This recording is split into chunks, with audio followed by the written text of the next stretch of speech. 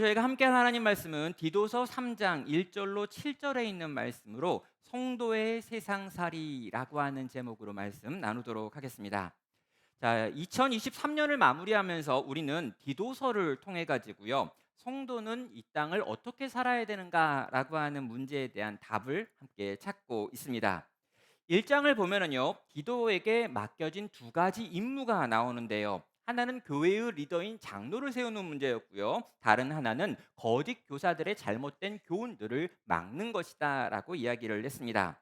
2장에 넘어오면은요. 이 거짓 교사들을 막기 위해서 바른 교훈이 있어야 되는데 이 바른 교훈이 어떤 것인지에 대해서 이야기한 다음에 그 바른 교훈에 합당하게 교회 공동체 안에서 어떻게 살아야 되는지에 대한 내용들을 쭉 설명을 하지요. 늙은 남자, 늙은 여자, 젊은 남자, 젊은 여자, 또 주인과 종이라고 하는 것들을 이야기했습니다. 자, 3장에 가면은요. 이제 그 범위를 확장을 하고 있습니다. 이 바른 교훈이라고 하는 걸 너희가 가지고 있다면 이 교훈을 가지고 있는 교회 공동체의 성도들은 교회 밖에 있는 다른 관계들 속에서 어떻게 살아야 되는지를 설명하는 것이죠. 그럼 1장부터 3장까지 전체 내용 속에 바른 교훈이라고 하는 것이 중심에 있습니다.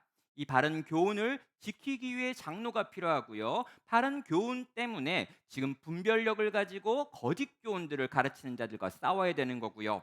이 바른 교훈의 내용이 무엇인지 알았다면 교회 공동체 안에서 너희는 이 교훈대로 이렇게 살아야 한다라고 이야기했다면 이제 세상 속에서 너희가 바른 교훈을 가지고 있다면 이렇게 사는 것이 맞다라고 가르치고 있는 것입니다.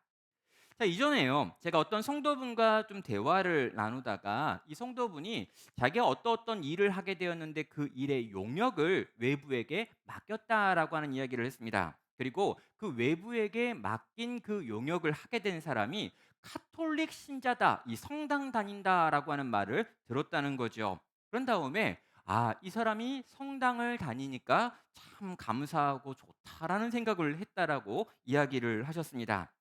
카톨릭 신자 성당을 다니는 사람들은 거짓말을 잘 안 하더라라고 하는 게 그분이 했던 경험이기 때문인 거죠.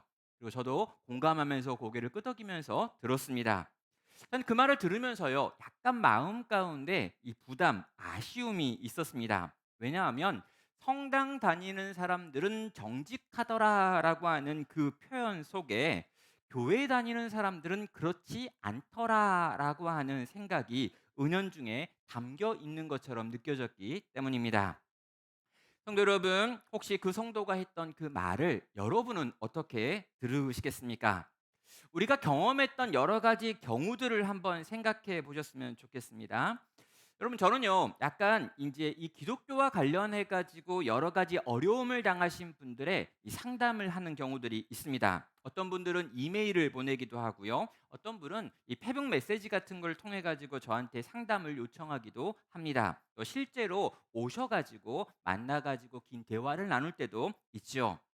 여러분, 제가 목사다 보니까 저에게 상담을 요청하다 보니까 저에게 상담을 요청하는 많은 분들이 실제로 교회에서 당한 어려움에 대한 이야기들을 많이 하십니다.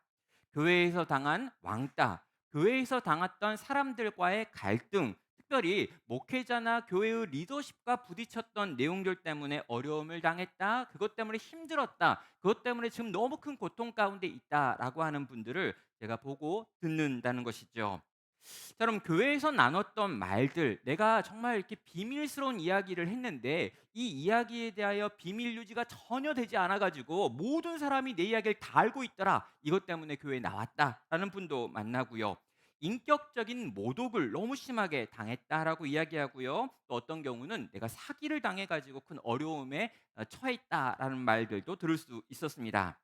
교회에서 성도에게 또 목회자에게 받은 여러 가지 어려움들을 호소하는 분들을 만나면서 제가 동일하게 들었던 질문은 바로 이것입니다.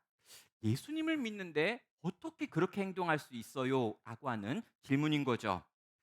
성도 여러분, 요즘 많은 미디어에서 교회에 대해서 또 그리스도인들에 대해서 또 목회자에 대해서 여러 가지 이미지들로 표현되고 묘사되고 있는 것들을 봅니다. 그런데 많은 경우에요. 이 목사를 가장 악한 사람으로 묘사되는 경우들이 있고요.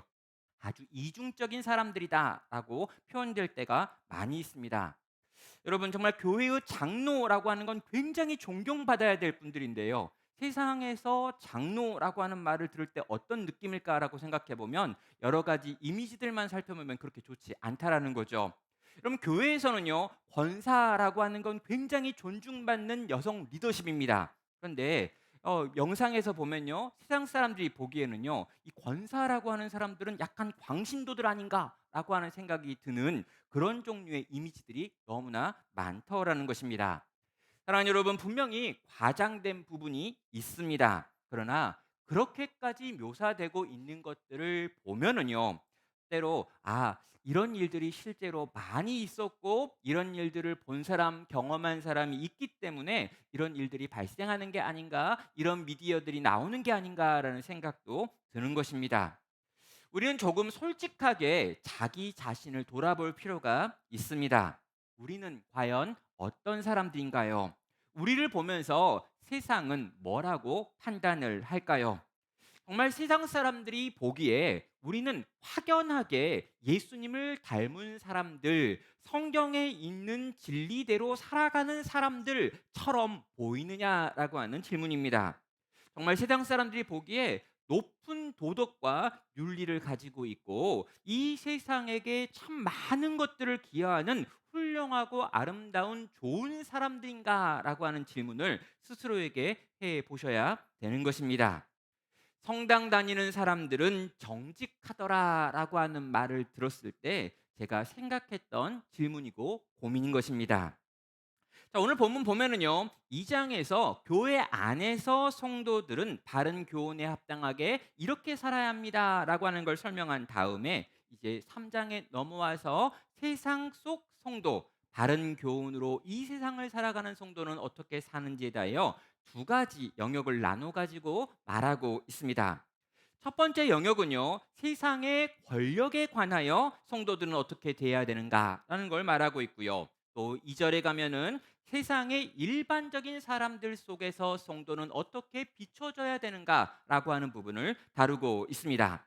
자, 먼저 세상의 권력 앞에서 어떻게 성도는 행동해야 될까요? 1절은 말합니다. 너는 그들로 하여금 통치자들과 권세 잡은 자들에게 복종하며 순종하며 모든 선한 일 행하기를 준비하게 하며라고 말합니다. 이 순종과 복종이라고 하는 말을 강조를 위해서 두 번 썼다라고 한다면 순종과 복종이 하나고 두 번째는 모든 선한 일 행하기를 준비하라라고 하는 말로 세상의 통치자들과 권세 잡은 자들에 대하여 너희는 반응해야 한다라고 가르치고 있는 거죠. 자, 세상의 권력에 대해서 성도는 뭐라고 해야 하는 걸까요? 반응해야 될까요? 자, 여러분 여기서 복종과 순종이라고 하는 말이 나오고요. 선한 일 행하기에 준비하라라고 하는 표현들이 나오고 있습니다. 통치자들과 권세 잡은 자들은 지금 국가 권력을 의미합니다. 그리고 교회는 그 국가 권력 앞에서 기본적으로 복종과 순종, 동참이라고 하는 것으로 반응할 것을 명하는 거죠. 자, 이유가 뭘까라고 우리는 물어봐야 합니다. 이유는 하나님께서 이 땅을 통치하고 다스리면서 이 땅의 권세자들도 기본적으로 하나님이 세우셨다라고 하는 것에서 나옵니다. 자, 기본적으로 어떤 종류의 질서는 그 질서가 전혀 없는 상태보다 나은 것이다라고 하는 전제가 여기에 있는 것이죠. 그럼 당시에 로마가 그레데를 다스리고 있었습니다. 그런데 이 그레데라고 하는 지역은요, 대대로 로마의 통치에 맞서 싸웠던 곳이기도 합니다. 역사상 가장 많은 시위가 있었던 곳이고요. 가장 많은 항거를 했었고요. 독립을 위한 투쟁들도 많았던 곳이 바로 그레데 섬입니다. 그럼 일단 섬이다 보니까요. 로마의 통치가 곧바로 찾아오기가 좀 어려웠습니다. 그러다 보니까 이 그레데 섬 사람들이 여러 가지 방법을 통해 가지고 로마의 통치로부터 벗어나기 위하여 여러 번 애썼던 역사가 있다라는 거죠. 로마 정권을 인정하지 않는 분위기였습니다. 로마의 법을 무시하는 분위기였고 로마의 무슨 지시가 나오면 그 지시에 대하여 그냥 기본적으로 무조건적 반대가 일어났던 곳이 바로 그레데라고 하는 땅이라는 거죠. 자, 그곳에서 살고 있는 그리스도인들을 바라보면서 너희는 그렇게 그레데 사람들이 로마라고 하는 만들어진 이 권력 앞에 계속해서 싸우는 방식이 아니라 순종과 복종과 동참이라고 하는 방식으로 반응해야 한다라고 하는 그 세상, 그 그레데라고 하는 섬이 가지고 있는 생각과 전혀 반대의 것을 지금 명령하고 있다라는 것입니다. 자, 우리는요, 이런 종류의 생각, 이런 종류의 성경의 명령에 동의하기를 어려워합니다. 일단 가장 중요한 게 뭐냐면요, 우리 속에는요, 기본적으로 내 인생의 주인은 나다라고 하는 생각이 강하기 때문입니다. 그럼 이 시대, 이 세대를 바라보면서 초개인주의 시대다라고 하는 이야기를 하고 있습니다. 그럼 개인주의라고 하는 게 있었는데 이제는 이 개인주의가 극대화돼 가지고 초개인주의라는 것입니다. 그래서 개인이 모든 것들보다 우선한다라고 하는 생각이 이 젊은 세대가 가지고 있는 생각입니다. 국가의 개념도 민족의 개념도 희박하고요. 심지어 가족의 개념도 희박하여지고 약해지고 있다라고 이야기를 하는 거죠. 내가 모든 것의 중심이며 왕이며 내가 모든 것을 판단한다라고 하는 생각이 이 시대의 가장 강력한 생각 중에 하나입니다. 그런데요, 이런 시대를 살아가고 있는 우리들에게 국가 권력에 복종하고 순종하고 동참하라라고 하는 말은요, 굉장히 인기 없는 가르침이 되더라는 것이죠. 성도 여러분, 그런데 성경은 왜 이렇게 가르치고 있는 걸까요? 모든 권위가 하나님께로부터 나온 것이다라고 하는 생각이 있기 때문입니다. 모든 권위에 대한 복종과 순종이 이 하나님이 만드신 세상의 질서에 대하여 순응하는 것이다라고 하는 생각을 가지고 있기 때문입니다. 그럼 권위가 어디에서 누구에게 나오는 것입니까? 가장 높은 권위는 누구이고 이 가장 높은 권위를 지금도 행사하고 있는 분은 누구실까요? 바로 하나님이라는 겁니다.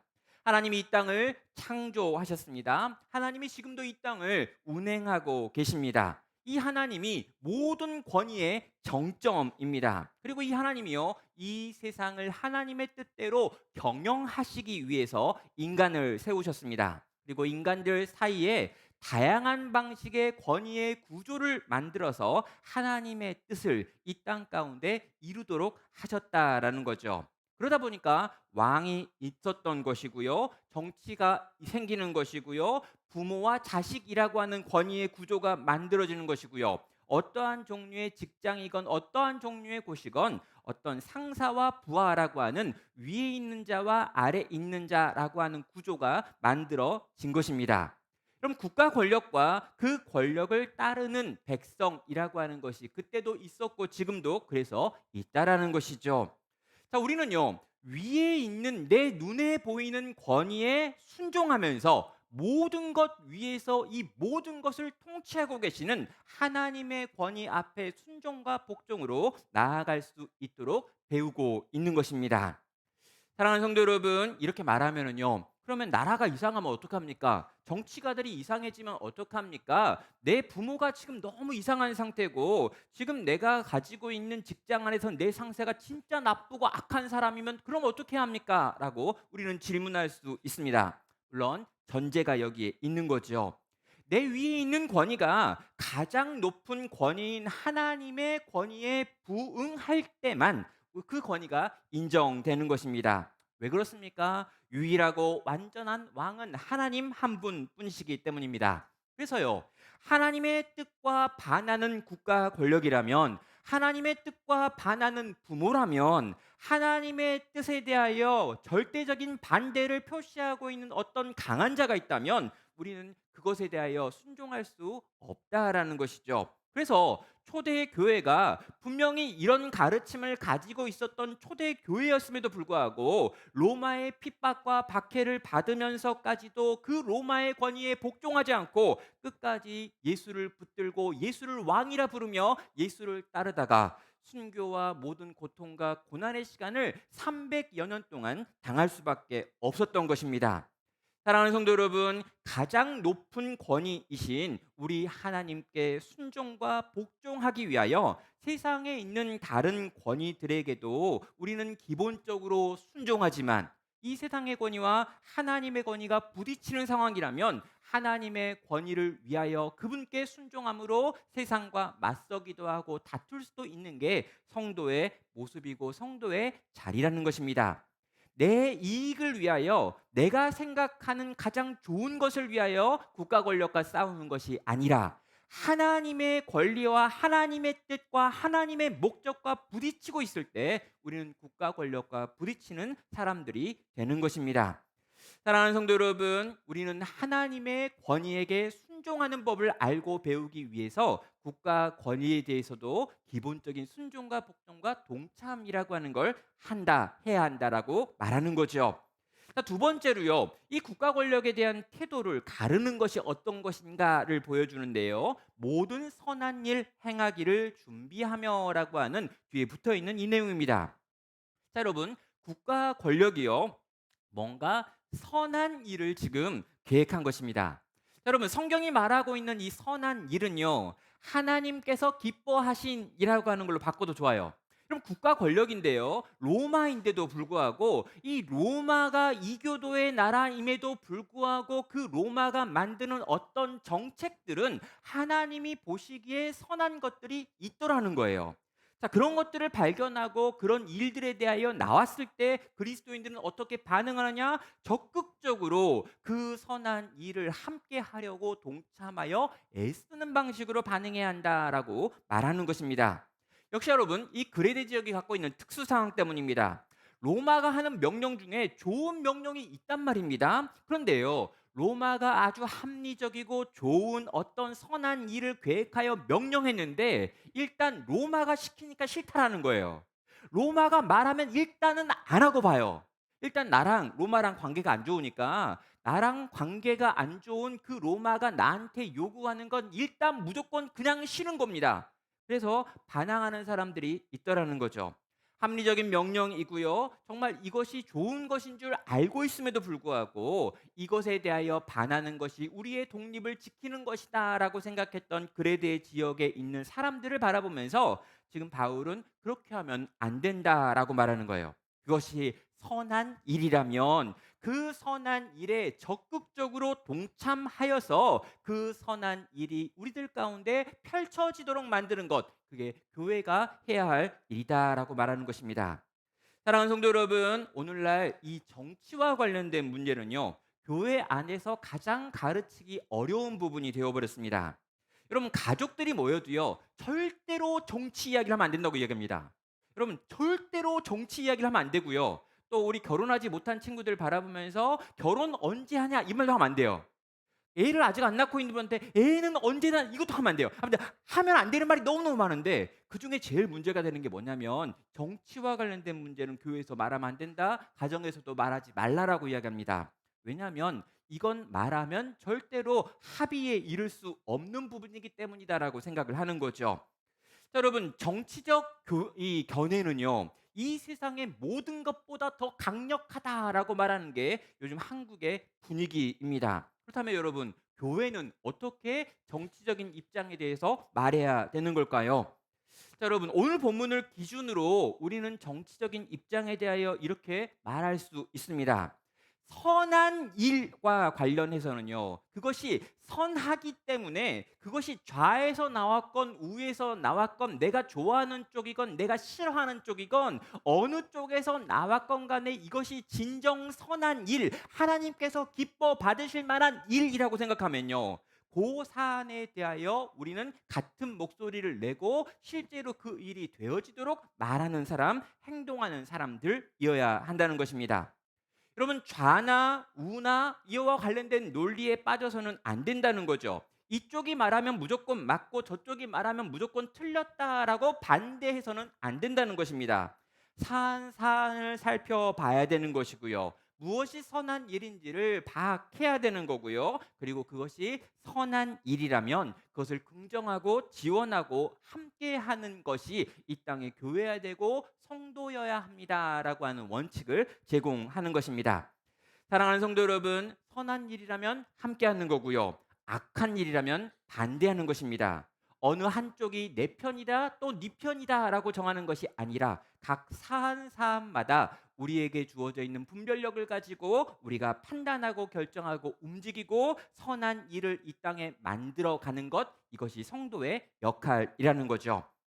두 번째로요. 이제는 이 어떤 세상의 권력이라고 하는 통치자들과 관련해서 내용을 정리했다면, 세상 속을 살아가는 성도는 어떻게 살아야 되는지 일반적인 사람들 속에서 성도의 삶의 모습을 정리하고 있습니다. 2절은 말합니다. 아무도 비방하지 말며 다투지 말며 관용하며 범사에 온유함으로 모든 사람에게 나타낼 것을 기억하게 하라라고 말하고 있습니다. 자, 하지 말라라고 하는 건요, 비방과 다툼이었습니다. 하라고 하는 것은 무엇입니까? 간용과 온유라고 하는 걸 하라는 거죠. 자, 여러분, 성도는 세상 속에서 어떻게 살아야 됩니까? 세상 가운데 살아가고 있는 성도는 어떠한 모습을 보여주옵니까? 라고 말할 때 가장 먼저 등장하는 게 뭐냐면, 비방하지 말고 달 수 있으면 다투지 말아야 한다라고 하는 것이 첫 번째 권면이 되는 것입니다. 여기 나와 있는 이 비방한다라고 하는 표현은요, 오늘날 우리가 알고 있는 쉬운 말로 바꾸면요, 뒷담화하는 것, 수근수근 거리는 것 하지 말아라라고 하는 말로 번역할 수 있습니다. 여러분, 그레테는요, 거짓말로 유명한 동료였습니다. 여러분, 거짓말로 유명하다라고 하는 건요, 모여가지고 대화하는 걸 너무너무 좋아했다는 거예요. 여러분, 그레데가 기본적으로 이 헬라 그리스 문화권에 있고요, 이 사람들이 모여가지고 맨날 맨날 여러 가지 말들을 했다라고 하는 걸 우리는 곳곳에서 볼 수 있습니다. 유명한 고대의 철학자들이 다 그리스 사람들인 것도 이유가 있습니다. 그들은 모여가지고 수없이 많은 말들을 하고 있죠. 그런데 여러분, 그들이 모여가지고 많은 말들을 하고 있는데 그 말들의 대부분이 온갖 종류의 비방이더라는 거예요. 뒷담화, 수근수근거리는 것, 다른 사람들의 이야기들을 뒤에서 보이지 않는 곳에서 하고 있는 것, 이게 이 동네 사람들의 특징이었고 이 동네 사람들의 모임이었습니다. 여러분, 그레데 교회도요, 이 그레데 사람들이 모여 있습니다. 이 그레데라고 하는 문화의 영향을 받고 있습니다. 그래서 교인인데도 불구하고 끊임없이 비방하는 말들을 하는 사람들이 그들 가운데 있더라는 거죠. 여러분, 그래서요, 지금 처음으로 세상 속에서 그레데를 살고 있는 성도들이여, 너희는 비방하는 그 말을 좀 그쳐야 한다라고 명령하는 것입니다. 제가 이전에 직장 생활을 했던 제자가 저 만나가지고 이야기하다가 저한테 했던 말이 있습니다. 자기는 술을 마시지 않는다는 거예요. 놀랍구나. 굉장히 어려운 세상인데 이런 세상은 술을 마시지 않다니. 근데 나는 술을 마시진 않지만 회식 자리에는 꼭 간다는 겁니다. 그래서 그래, 네가 안주를 그렇게 먹고 싶은 거구나라고 했더니 그게 아니라는 거예요. 걔가 했던 말은 뭐냐면, 내가 술을 마시지 않지만 나는 반드시 거기에 가야 합니다. 왜냐하면 내가 거기 가서 앉아 있어 보니까 그 회식에 나오지 않은 그 사람을 계속해서 씹더라는 거예요. 와, 회식 때도 앉아 있다 보니까 계속해서 이 회식에 오지 않은 사람에 대한 비방과 뒷막 담화가 계속 나오다는 거죠. 잠깐 누가 화장실 가가지고 한 5분 있으면 또 걔에 대해서 화제가 바뀌어가지고 걔 이야기를 막 하더라는 거예요. 자기는 거기 가가지고 절대로 나오지 않고 회식이 끝나는 자리까지 앉아 있는 거예요. 자기에 대한 부정적인 이야기가 그렇게 나와서는 안 된다라는 생각을 했더라는 거죠. 내가 그 자리에 없으면 분명 거기서 내 이야기가 나올 거라는 두려움 때문에 자기는 그 회식 자리에 참여한다라는 말을 들은 적이 있습니다. 여러분은 어떻습니까? 여러분이 모이는 곳에서 어떤 일들이 벌어집니까? 여러분이 모여가지고 함께한 자리에서 과연 여러분은 어떤 대화를 나누고 있는지를 묻는다는 거죠. 그러면 성도가 누구냐라고 물어보면요, 저 사람한테 내가 무언가 내 비밀을 말하면 죽을 때까지 그 비밀은 누설되지 않는다라고 하는 생각이 드는 것이 성도여야 하는 것입니다. 저 사람한테 내가 가지고 있는 이 속 깊은 이야기를 나누면 저 사람은 정말 죽는 날까지 그걸 홀로 하나님께 기도의 제목으로 삼는구나라고 느껴지는 사람들, 그런 사람들이 모인 곳이 교회여야 한다라고 말하고 있더라는 거죠. 내가 없는 데서 내 뒤에서 절대로 내 약점을 이야기할 사람들이 아니라고 느껴지는 사람들이 그리스도인인 것입니다. 세상 사람들이 보기에 성도는요, 세상이 생각하는 그 어떤 사람들보다 입이 무거운 사람들이어야 한다라는 거예요. 사랑하는 성도 여러분, 우리는 어떻습니까? 여러분 세상이요, 이 그리스도인들을 바라보면서 교회를 바라보면서 하는 말 중에 이런 표현이 있어요. 입만 살아있는 인간들. 제가 들은 적 있습니다. 교회는 입만 살았다고, 말은 참 잘한다고. 맨날 성가대에서 노래를 해서 그런지 노래도 참 잘하고 정말 모여가지고 소그룹해서 그런지 말도 참 조리 있게 하는데 그 하는 말들이 우리를 너무 힘들게 하고 어렵게 하는 말들을 한다라는 거예요. 여러분 정말 성도가 누구입니까? 정말 비방하는 말을 하지 않는 사람이 성도다라고 세상은 우리를 그렇게 말하고 있느냐는 거예요.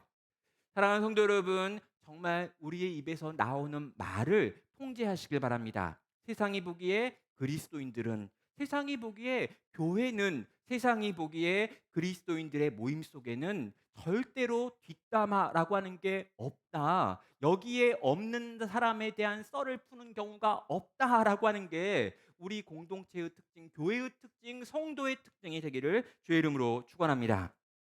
그럼 다툼이라는 주제도 있습니다. 성도는 쉽게 세상과 다투지 않는다는 거죠. 이유가 뭘까요? 예, 세상과 전혀 다른 목표를 가지고 살아가고 있기 때문입니다. 그러면 다툰다라고 하는 건 뭘 의미합니까? 뭔가 같은 것을 얻으려고 하는 사람들끼리 모여가지고 경쟁할 때 다툼이 일어납니다. 그런데 성도는 누구입니까? 하나님께 이미 받은 게 많은 사람들입니다. 여러분, 하나님께 앞으로 받을 건 더 많은 사람들입니다. 놀라운 것을 이미 가지고 있고 앞으로 갖게 될 사람들입니다. 그래서 성도는요, 세상 사람들이 눈에 보이는 그것을 위하여 열심히 그걸 붙들고 살아갈 때 그것보다 더 나은 것을 이미 가졌다라고 여기는 사람들이 바로 그리스도인이라는 거죠. 그래서 여러분, 세상과 어떤 갈등의 문제가 생겼습니다. 이 문제가 지금 나에게 어떤 종류의 손해를 끼치는 문제여서 이걸 가지고 다툼이 일어날 가능성이 큽니다. 그때 여러분, 성도가 여러분 다 지라는 건 아니에요. 다 포기하는 것도 아닙니다. 여러분의 믿음의 수준에 따라 그렇게 할 수도 있고 그렇게 하지 않을 수도 있습니다. 그러나 기본적으로 성도는 어떻게 반응합니까? 요 다툼의 문제 속에서 다투지 않으려고 애쓰고 노력하는 사람들, 가능하면 양보하려고 사는 사람들, 가능하려면 내 이익을 위하여 상대방을 짓밟아서라도 이걸 반드시 얻어야 된다라고 독한 마음을 품고 그들 위에 올라타려고 하는 사람이 아니어야 한다라는 것입니다. 성도는 세상과 부딪힐 수 있습니다. 믿음의 수준에 따라, 성숙의 수준에 따라 때로 우리는 세상과 부딪혀야 할 때도 있고요. 부딪혀 가지고 얻어내야 되는 때도 있습니다. 그러나 성도는 끝까지 가지 않는다는 거죠. 뒤에 나오는 관용과 온유라고 하는 방식으로 세상을 대하기 때문입니다. 사랑하는 성도 여러분, 오늘날 우리는 누구입니까? 또 무엇을 바라보는 사람들입니까? 우리는요, 세상과 경쟁하는 사람입니까? 아니면 세상과 다른 목표를 가지고 그 목표를 향하여 가고 있는 사람들입니까? 만약에 우리의 눈이요, 세상 사람들과 똑같아서 눈에 보이는 것을 목표로 삼고 달리고 있다면 우리는요, 세상과 똑같이 싸우다가 어떻게 해선 다퉈가지고 이 세상의 것들을 얻으려고 했을 것입니다. 그러나 여러분, 우리가 이것보다 훨씬 더 크고 아름다운 것을 이미 받았고 또 이것을 받게 될 것을 확신하고 있다면 이 세상이 싸우고 있는 그것들에 대하여 싸우지 않는 방식으로, 관용하는 방식으로, 온유하게 용서하고 용납하는 방식으로 반응할 수 있고 반응해야 한다는 것입니다. 사랑하는 성도 여러분, 우리는 세상 속에서 어떤 사람이 되어야 되는 걸까요? 저는 좋은 이웃이 되어야 한다라고 믿습니다. 정말 그리스도인들을 세상 사람들이 보면서 참 저 사람들은 이상해라고 하는 말을 종종 좀 많이 자주 들어야 한다라는 거죠. 예수 믿는 사람들은 진짜 신기하다라고 하는 말을 종종 들어야 합니다. 모두가 다 모여가지고 뒷담화할 때 침묵하는 사람이 되어야 하는 것입니다. 또 여러분, 그 사람은 도대체 다른 사람을 칭찬하는 데는 굉장히 익숙한데 다른 사람의 뒷담화에는 전혀 동의하지 않는 모습을 보여줘야 한다라는 거죠. 모든 사람이 당신의 권리를 찾기 위해서 싸워야 한다라고 말할 때 나는 그것이 그렇게 크고 대단한 거라고 여겨지지 않습니다라고 하면서 이 싸움을 포기하고 평화를 선택하는 사람들이 되어야 하는 것입니다. 도무지 용서할 수 없는 상황인데도 용서하는 일을 매번 하라는 게 아니에요. 종종 하는 거예요. 그러니까 매번 하라 그러면 그건 하나님이시고요. 우리는 종종 합니다. 가끔은 용서하지 말고요. 가끔은 싸우기도 하고요. 가끔은 진짜 안 되겠다 막 하기도 하고요. 가끔은 성질도 내세요. 그게 사람이니까. 근데 여러분, 종종 아주 이상하게 특별한 은혜 아래서 용서하기도 하고 용납하기도 하고 다툼을 포기하기도 하고 손해보기를 결단하기도 하라는 것입니다. 온유하게 대하는 것이 불가능한 상황인데 그 상황을 온유함으로 품어내는 것입니다. 사랑하는 성도 여러분, 우리가 그렇게 살면 세상은 우리를 어떻게 볼까요? 엄청난 질문입니다. 여러분 뭐라고 생각하십니까? 우리가 그렇게 살면 예? 예? 바보? 정답입니다. 정답을 이렇게 말하면 안 되는데 바보죠, 바보. 전문 용어로 호구입니다. 바보라고 생각하고 호구라고 생각하고 뭔가 좀 부족한 사람이라고 생각하고 이상하다고 생각할 것입니다. 아니, 저 인간은 저렇게 해도 괜찮구나라고 생각하면서 더 막대할 수도 있습니다. 여러분 진짜로 그럴 수 있겠습니다. 여러분, 제가 목사이기 때문에 이런 걸 한 번도 경험한 적 없냐? 아니요, 저도 경험해요. 요 바닥에서 똑같습니다. 착하고 그러면 순한 줄 알아요. 안 순한데 이렇게. 근데 여러분, 세상이 그런 성도를 보면서 호구라고 이야기하고 바보라고 이야기하고 이상하다라고 이야기합니다. 그리고 굉장히 신기하게 여길 수도 있습니다. 근데 여러분, 신기한 건 뭡니까? 이거예요. 언젠가 자기의 삶에 문제가 생기고 언제인가 정말 자기 인생을 바라보면서 큰 환난과 어려움과 고통이 생겨가지고 내가 여기서 누구한테 찾아갈까? 누구한테 말해야 될까? 누구한테 기도를 부탁할까? 하고 생각하면요, 그 바보 같은 사람, 그 호구 같은 이상한 인간, 그 좀 내가 평소에 볼 때는 좀 바보 취급했던 그 인간에게 찾아가서 자기가 지금 갖고 있는 그 어려움, 자기가 가지고 있는 그 고통, 자기가 가지고 있는 이 영적인 공허에 대해서 말하고 도움을 요청한다라는 거죠. 사랑하는 여러분, 제발 이 세상이 보기에 좋은 이웃이 되어 주십시오. 조금 바보라고 말 듣고 조금 호구 잡힌 것 같고 조금 저 사람은 내가 이렇게 막대해도 괜찮아 보이는 사람으로 분류가 된다 할지라도 그 모든 평가가 내가 하나님께 순종함으로 하나님께 복종함으로 하나님께 받은 은혜가 너무너무 많아서 내가 이 세상 속에서 이렇게 살기로 결단한 사람이라면 여러분, 그 사람은 점점 좋은 이웃이 되어 갈 것입니다. 사랑하는 성도 여러분, 우리는 다시 이렇게 질문해야 되는 거죠. 왜 이렇게까지 해서 굳이 세상과 좋은 이웃이 되어야 하는 겁니까?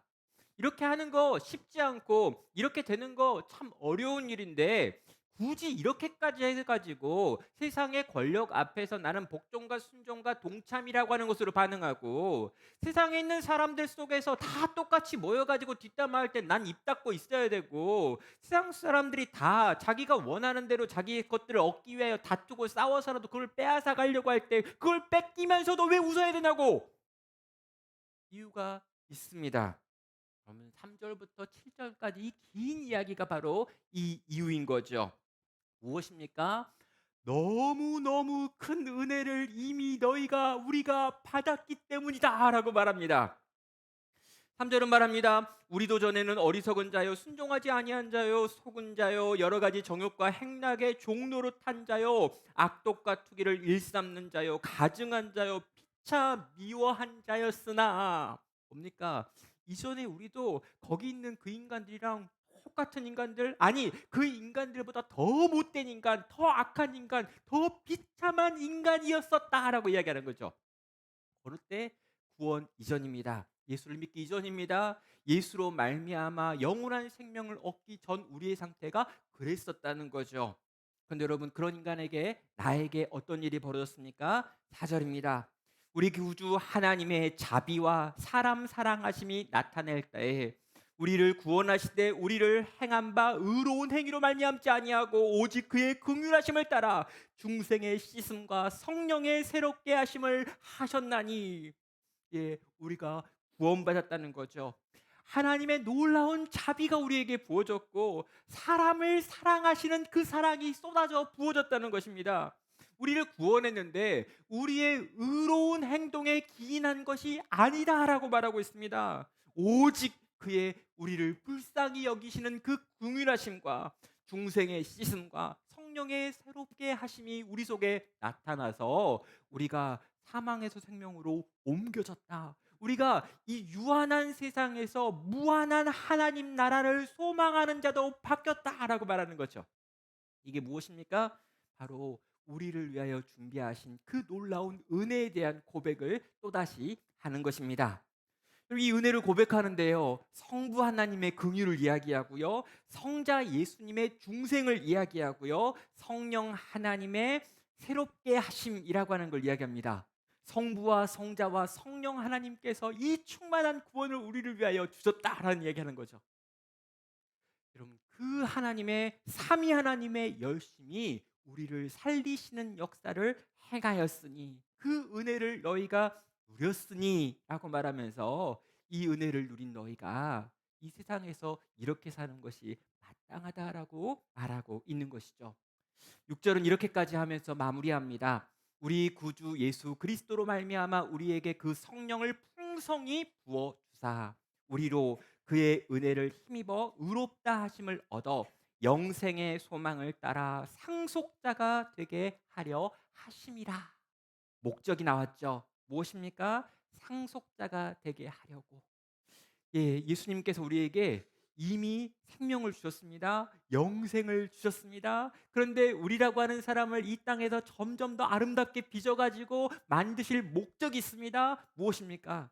하나님이 가지고 있는 모든 좋은 것, 이것에 대하여 상속받을 사람으로 우리를 지금 준비시키는 일을 오늘도 지금도 하고 있다라는 것이죠.